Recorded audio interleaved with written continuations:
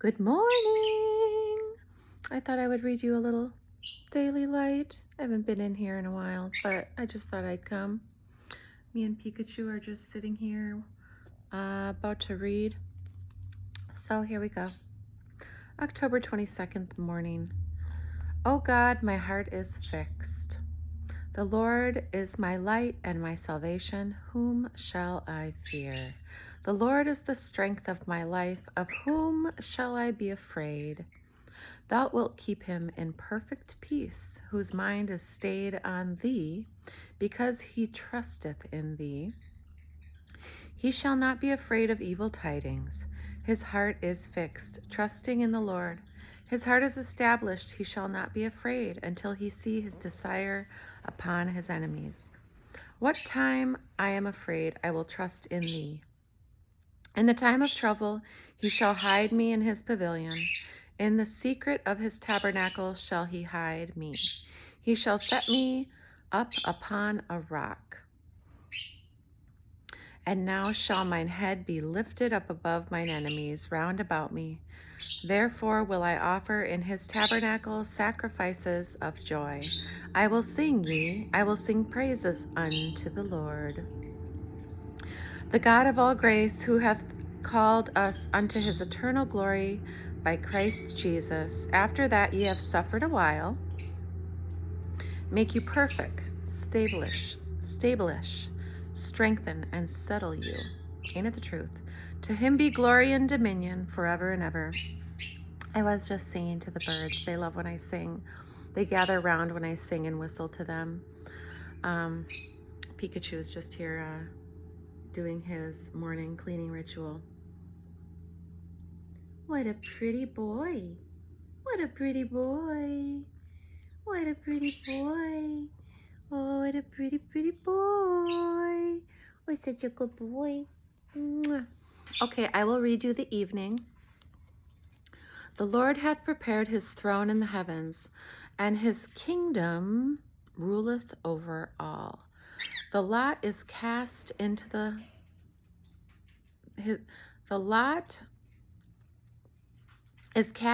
lap, but the whole disposing thereof is of the Lord. Shall there be evil in a city, and the Lord hath not done it? I am the Lord, and there is none else. There is no God beside me. I girded thee, though thou hast not known me, that they may know from the rising of the sun and from the west that there is none beside me. I am the Lord, and there is none else. Better recognize. I am the Lord, and there is none else. I form the light and create darkness. He created all things, the good and the evil, and we may not understand it, but we don't need to. Oh, that cute little bird. He smells so good. He smells just like a cute little bird. Do you want to read? Oh, don't get mad when I don't pet you.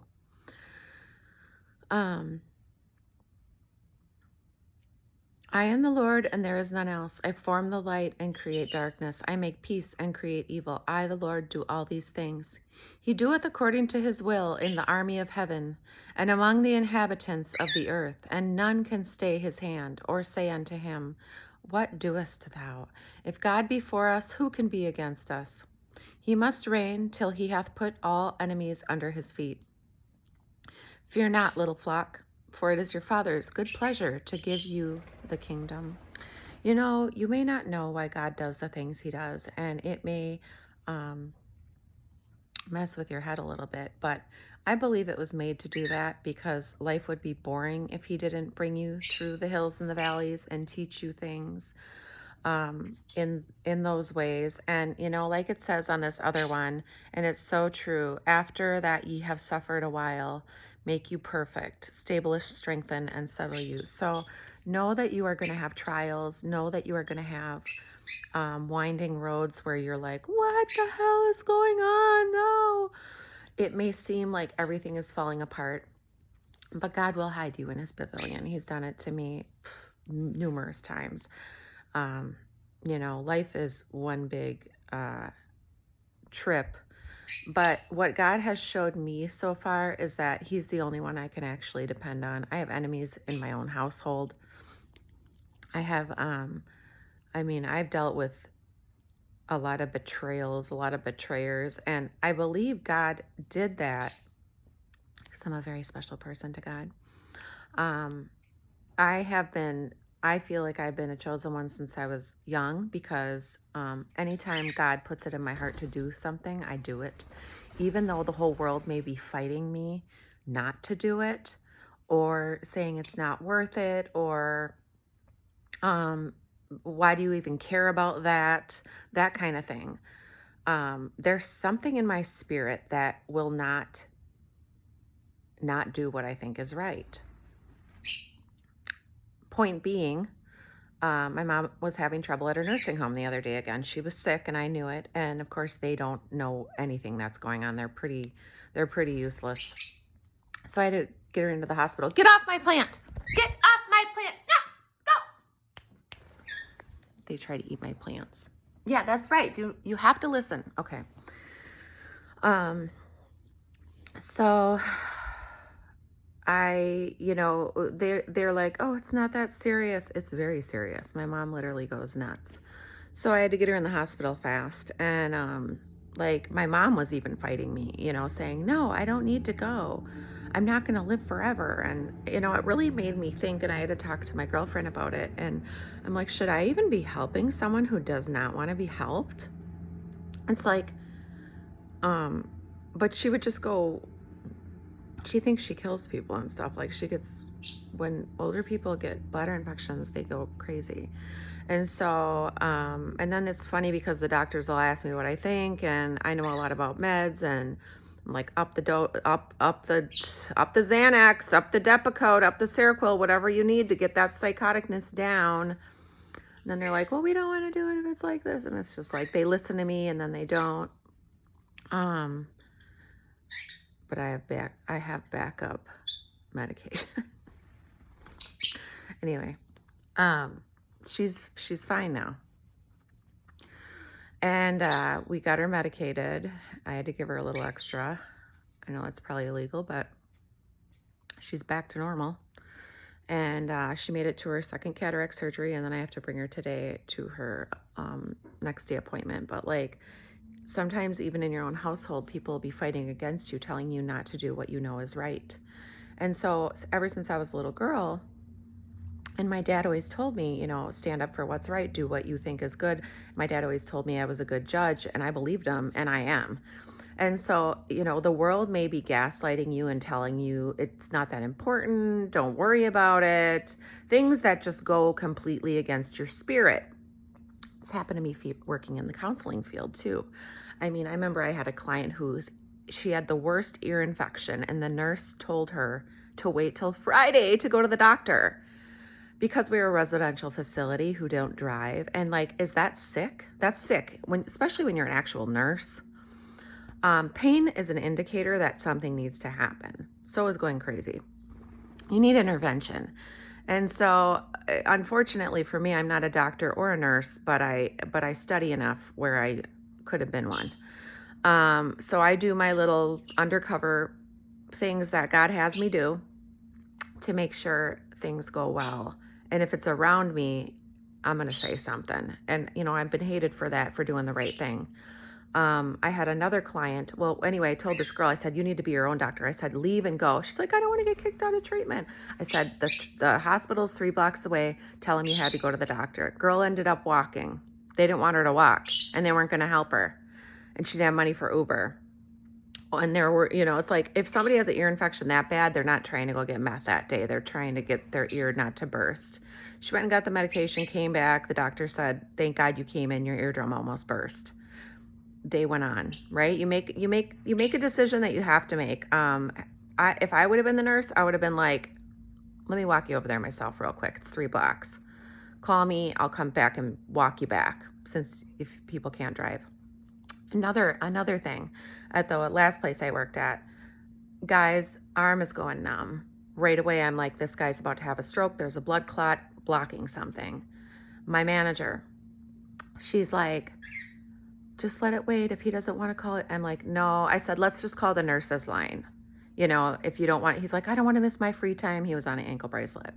I don't want to miss my free time today. It's my time for free. I'm like, if you don't call the doctor, you're probably going to die. My manager telling me, just wait. If he doesn't want to call, we can't make him. So I'm like, okay, what can I do that will, you know, inspire the client to call? Let's call the nurse's line together. Come in my office. Nurse's line right away. They're like, call 911. He could be having a stroke. Yes, I know. Left arm goes numb, right arm goes numb. You know, it's either a heart attack or a stroke, any sort of numbness in an arm. And it's what's so funny about it is we literally have these cards in our back office, like the warning signs of a stroke, like droopy mouth, speech, numbness. I forget what the other one is. And like the world will literally tell you to do the opposite. And if you believe them and you're a chosen one, it'll directly go against your spirit. And so you'll make it happen somehow anyway. And then everybody's happy because that was the right thing to do, but they're still not happy because you were right. And they didn't make the right choice because they didn't have the discernment. This happens almost with everything that goes on in my life. I've always been able to see the air. I can see the air all the time. I don't know if that's a part of my inner vision, and I don't really talk about it much because I look at it a lot. It's probably why I have 20/20 vision. But a lot of people I've noticed can't see. And for someone like me, it's horrible because it makes you feel so alone because you're the only one who can see what's right. Also, doctors see what's right though. So I always do get people on my side, but it's the people I'm around that I'm going against to try to fight for freedom, try to fight for peace. You know, I'm in this like war for peace all the time because I'm doing the right thing. Even in like different treatment settings, I'm always person-centered and they're like, no, don't step her down. Even though she's saying, I want to be done. I'm ready to go. Nope, don't step her down. And so they're like going against the person-centered. They've been sober for 5 months. They want to keep them in the system. But I'm like, you feel good. You're ready to go. You feel strong enough. You don't resist against people. And then like the director will come in and be like, actually, that was correct. You know, we may want to keep her, but it's against person-centered. And it's just like, people just don't understand trauma-informed care, clients' rights, what to do that is right. I've always understood it. My judgment is correct. So anything I do, I know I'm pretty able to cover for myself. I know that I'm not going to get in trouble. I will get fired underhanded though, because of how I stick up for myself and how I stick up for people. They hate it, especially when I'm right. It just ends up, oh, you're not the right fit. You know, you say too much because it's truth. And so anyway, God then protects me and hides me in his pavilion and provides for me. I don't know how. It's truly unbelievable. I want to say that I've worked less than most of the people my age and have more. This is how I know I'm a chosen one. Like I have to do these straight up spiritual battles. And so it's like, I actually do work more than people because of the mind work and the decisions that I have to make and the things I have to follow through on.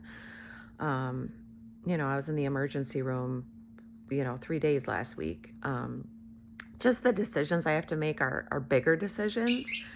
And it makes you feel really alone because half the time they're the right decision, but nobody likes you for making them. That's all I can say about it. But you know what? The funny thing is the people that don't like me for making the decisions, I actually don't even respect those people because they don't understand. And so like they're acquaintances, but they're not like people I'm doing the work for the Lord. So it's like, you're not my people. Like the people who believe in me are my people. And usually those are the higher up people who are making decisions and saying, yes, this was the right thing to do. And thank God, finally, now my mom, it was a really good emergency room doctor, and she's getting my mom on a low dose antibiotic, prophylactic, so she doesn't have these infections come on where she goes crazy.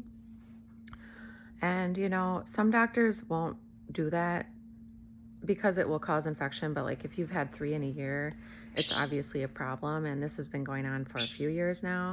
And her doctor's he doesn't like me because I asked him for an opiate to clog my mom up when she was having severe 3 months of diarrhea. And I got in a fight with him because he wouldn't prescribe the opiate. And I wasn't asking for a bag of heroin. I was asking for maybe like 3 days of a Norco, like just a little 5 milligram something. And, you know, the doctor at the hospital listened and she gave it to her, and then she became healed. And so the doctor didn't like me for that. He's like, no, we won't prescribe for that. Give her Imodium. Well, Imodium wasn't working. She was taking that for months, and she kept getting bladder infections because of it. And so these are the spiritual battles I have to fight against and fix because I know the answer. And it's bizarre because like even sometimes the doctors won't know the answer, or the counselors or the nurses in certain facilities. But then once you go to the higher up people who actually know what's going on, they listen to you, and then you basically complete the work of the Lord. So he gives me downtime to rest, but these are spiritual battles. And like he says in this word, you know, after a little suffering, because it sucks, you know, when you're trying to fight against things that are right, and you always turn up right later. And I'm sure I teach a lot of people things, or a lot of things to people, but a lot of people things. My dad wrote that in this poetry book he gave me, and he said there's a lot of truth in sometimes turning a phrase. I'll show it to you. It's so cute. My dad loved me, and he was super smart, and I am just like him. My dad had to fight a lot of battles that he knew were right. Freedom fighters, right? He knew was right, but nobody would agree with him. That's spiritual warfare. This is a book my dad gave me, Favorite Poems of Emily Dickinson. And then he wrote this in here. To Angie, all I can say is I love you more than you'll ever know. Dad, Valentine's 1981. I was 1. And that's his little Delisi signature. And he wrote in the book, Angela. Oh.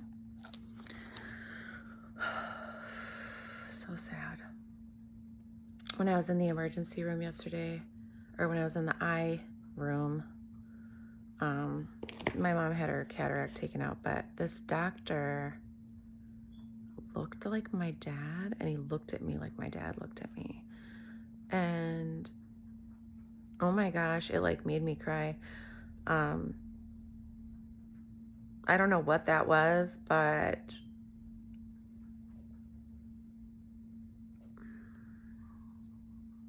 it was interesting to say the least. He had eyes like my dad. Here's the other one. He got me this little velvet book. It's very old. It's velvet, a treasury of the world's greatest poems. And here it says, the world's most loved poems. He said, to Angie, oh, it's falling apart, the book. It's so old. To Angie from Dad Love Always, in turning a phrase sometimes can lie much truth. And his writing was always so cool. And so he just had wisdom like that. A lot of times in turning a phrase lies much truth. And so I've been doing the work of the Lord like my dad always did. He always gave everything. He always gave food or money or whatever he could give if he saw someone in need. His heart was so big, like mine. Things didn't mean much to him. What meant much to him was helping people. And so he had his little work that he did. He used to donate art to doctors' offices and judges and police stations, and he would pray for them. And it's just a little work that God had him do. And I'll just read you a book out of the poem book that this is opening to. A red, red rose. Oh, my loves, like a red, red rose that's newly sprung in June. Oh, my loves, like the melody that's sweetly played in tune. As fair art thou, my bonny lass, so deep in love am I, and I will love thee still, my dear, till the seas gang dry. Till the seas gang dry, my dear, and the rocks melt with the sun, I will love thee still, my dear, while the sands a life shall run. And fare thee well, my only love, and fare thee well a while, and I will come again, my love, though it were 10,000 mile. That was by Robert Burns. I'll read you another one. Just open. Oh, this one's long. Here we go. The Walrus and the Carpenter. From Through the Looking Glass. The sun was shining on the sea, shining with all his might, and did his very best to make the billows smooth and bright. And this was odd because it was the middle of the night. The moon was shining sulkily because she thought the sun had got no business to be there after the day was done. It's very rude of him, she said, to come and spoil the fun. The sea was wet as wet could be, the sands were dry as dry. You could not see a cloud because no cloud was in the sky. No birds were flying overhead, there were no birds to fly. The Walrus and the Carpenter were walking close at hand. They wept like anything to see such quantities of sand. If this were only cleared away, they said it would be grand. If 7 maids with 7 mops swept it for half a year, do you suppose the Walrus said that they could get it clear? I doubt it, said the Carpenter, and shed a bitter tear. Oh, oysters, come and walk with us, the Walrus did beseech. A pleasant talk, a pleasant walk along the briny beach. We cannot do with more than 4 to give a hand to each. The eldest oyster looked at him, but never a word he said. The eldest oyster winked his eye and shook his heavy head, meaning to say he did not choose to leave the oyster bed. But 4 young oysters hurried up, all eager for the treat. Their coats were brushed, their faces washed, their shoes were clean and neat. And this was odd because, they hadn't any feet. 4 other oysters followed them, and yet another 4, and thick and fast they came at last, and more and more and more, all hopping through the frothy waves and scrambling to the shore. The Walrus and the Carpenter walked on a mile or so, and they rested on a rock conveniently low, and all the little oysters stood and waited in a row. The time has come, the Walrus said, to talk of many things, of shoes and ships and sealing wax, of cabbages and kings, and why the sea is boiling hot and whether pigs have wings. But wait a bit, the oysters cried, before we have our chat, for some of us are out of breath and all of us are fat. No hurry, said the Carpenter. They thanked him much for that. A loaf of bread, the Walrus said, is what we chiefly need. Pepper and vinegar besides are very good indeed. Now if you're ready, oysters dear, we can begin to feed. But not on us, the oysters cried, turning a little blue. After such a kindness, that would be a dismal thing to do. The night is fine, the Walrus said. Do you admire the view? It was so kind of you to come, and you are very nice. The Carpenter said nothing, but cut us another slice.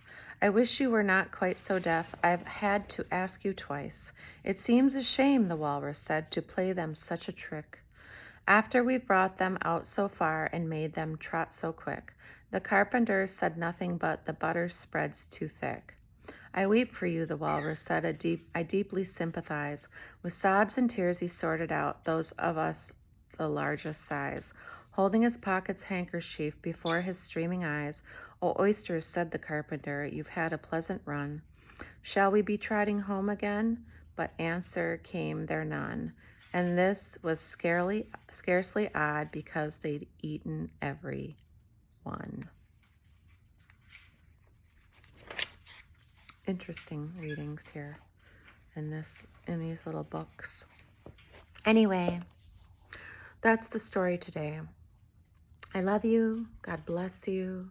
I pray you have a safe day. I have a lot of tasks to complete today, so I'm going to be running out to complete all those tasks. Do the work that God gave you to do each and every day. He'll protect you. He'll provide for you. And after a little suffering, He'll settle you and He'll stabilize you. He'll stabilize you. As He did me. Blessed be, He's going to get the glory. Anyway, I love you. God bless you. May God bless and protect you and show you things that only you and Him will know. Anyway, amen. Bye.